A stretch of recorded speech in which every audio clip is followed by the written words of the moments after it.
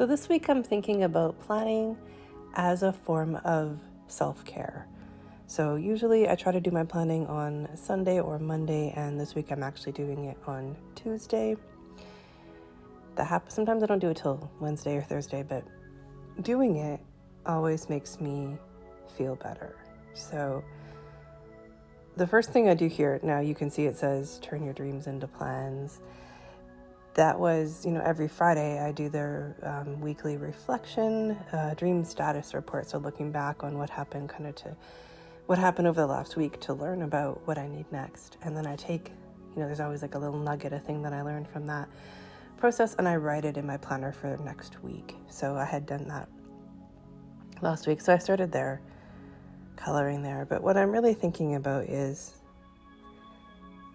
weekly planning as a form of self-care. And I'm just giving myself some space here to notice how I feel different when this shit is written down. Like, it's really interesting, the difference for me in terms of feeling calm, in terms of not having as much stress, in terms of feeling like there's more space.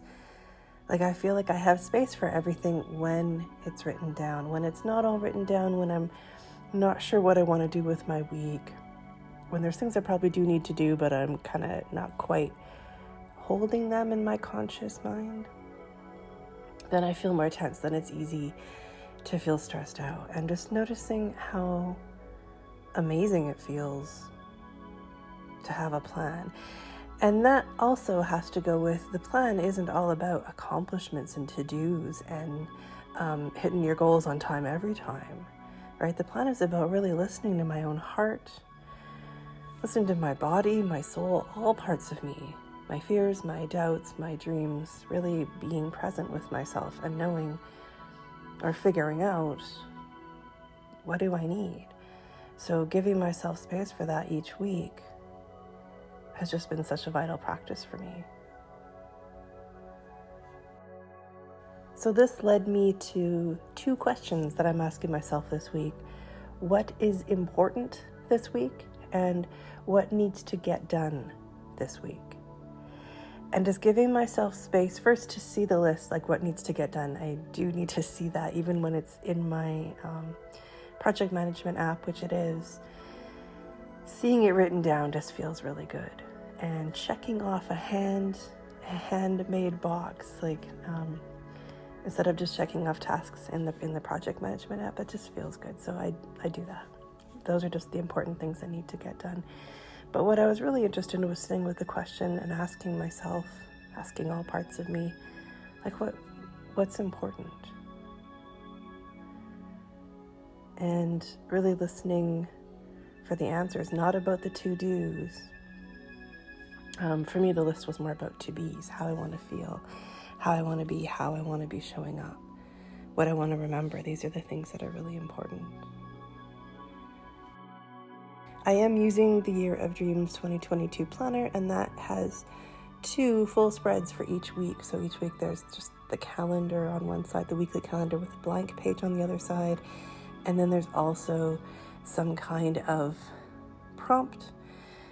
Some weeks it's about the new moon or the full moon, if we have those going on. And some weeks it's a creative dream love letter. But the first week it was just this mantra of I create the path. But then there's this other blank page. And so that's where I brought in my weekly journaling kit, which had 2 more really good questions.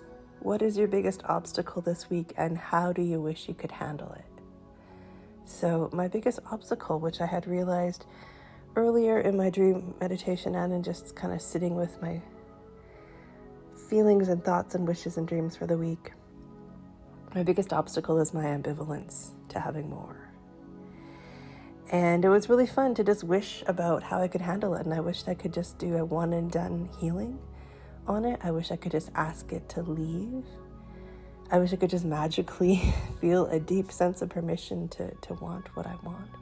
So these prompts always help us connect more fully with maybe what's actually possible instead of what we are telling ourselves is possible. So that's my creative genius planning for this week. And I'd like you to really think this week about planning as self-care And I'm sharing what works for me. This is from my own trial and error, and it changes all the time anyway, and it's really about taking time each week to sit and listen. So none of the things that work for me are necessarily the things that will work for you, except I do think everyone benefits from having that commitment to sit with it each week, having space to just dream, journal, explore, write, be with the problems, be with the questions, be with the dreams, and really think about how can you approach your weekly planning as a form of self-care.